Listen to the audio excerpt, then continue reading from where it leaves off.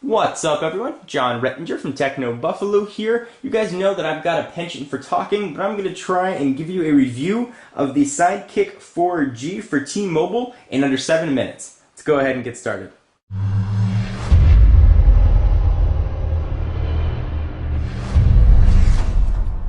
Let me give you a real quick refresher of the specs. It's got a 3.5-inch capacitive touchscreen, the resolution of 480 by 1800, weighs 5.7 ounces, being powered by Android 2.2. It's got pretty cool slide-out QWERTY keyboard. It's got Samsung's Cortex A8 Hummingbird processor, same processor that's powering the Galaxy S lines of phones, and it's got a Samsung processor because it's built by Samsung. On the back, it's got a 3-megapixel camera. On the front, it's got a VGA camera for video call.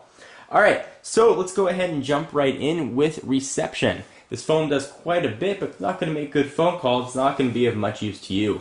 In my 20-call tests around various areas of Southern California where I'm at, I experienced almost perfect. This is the first phone I've had perfect reception on. Not one dropped call, not a pop. Call quality was absolutely fantastic. People couldn't tell if I was on a cell phone or a landline. The transition from 4G to 3G was not a problem at all. And surprisingly, for you speakerphone fans, the speakerphone works quite loudly on this guy. So that won't be a problem for you.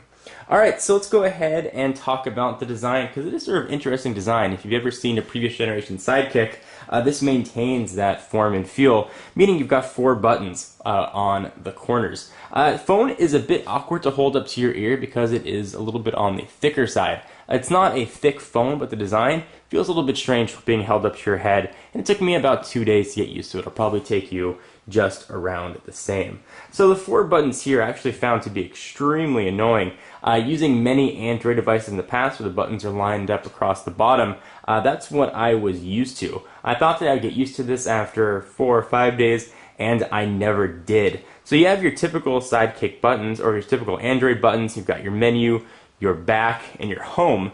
So you're going to have to navigate where those are. You also have a new jump button we'll talk about in just a minute. The button array continues to annoy with the power and lock button on the bottom right hand side of the phone. Oftentimes you don't know where it is if you've got the alignment to the side. It's sort of hard to tell which way you're holding the phone, which way you're looking at it. Oftentimes I pull out of my pocket and I was trying to slide the screen up backwards or looking for the lock button and it just wasn't there. I would have liked it definitely on one of the ends, either the top or the bottom, depending on how you are holding the phone. Something to keep in mind. It was something that I got used to eventually, but it really did become an annoyance to me.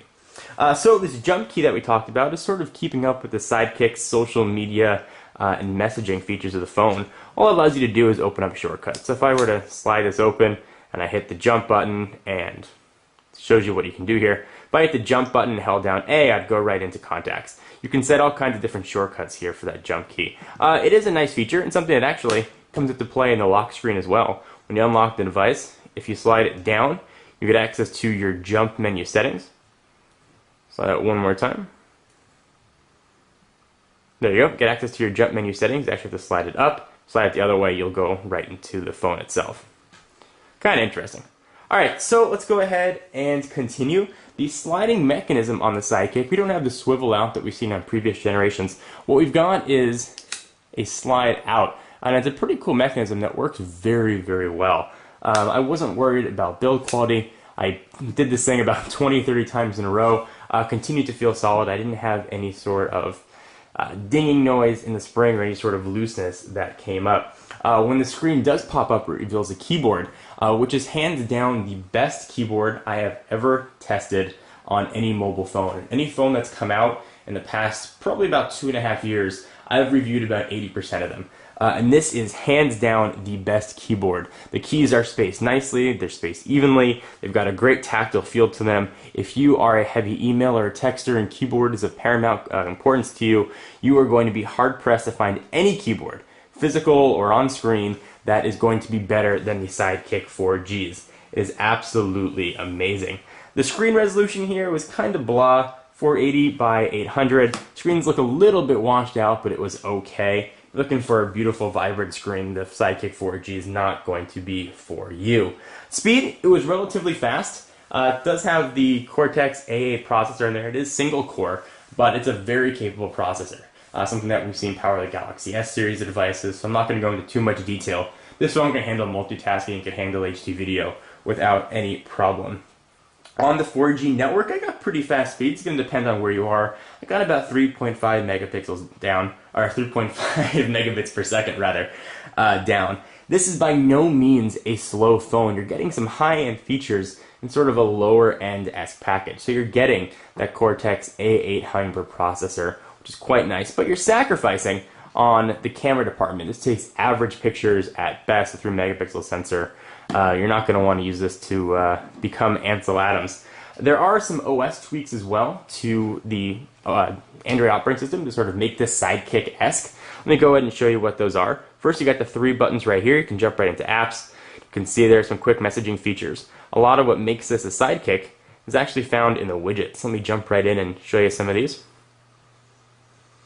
And these are really nice features I'd like to see make its way to other Samsung-built Android devices. So we've got things, the standard ones you've seen. Group texting is a really nice feature. It lets you text directly to groups. And one of the other features that I really liked, actually, is something called Sticky Message. If you ever received a text with directions in it or a recipe, you don't want to have to keep referencing back to messages. You can actually sticky that right to your home screen. Really a very nice feature. The home screen, you've got options to move the screens around if you'd like. You've got your typical array of Android screens here. And the response was actually pretty good. Battery life was very nice on this device as well. I was able to get through a full day even with live wallpapers. Overall, this phone definitely is a worthy phone to be in your pocket if messaging and email is important to you. If you're looking for an absolute powerhouse with dual core and the latest and greatest specs, this is not going to be the one for you. If you just want a phone that's going to work, this one is the way to go. I'm John Rettinger from Techno Buffalo, and this is at 6 minutes and 49 seconds. I'll see you in the next video. Bye-bye.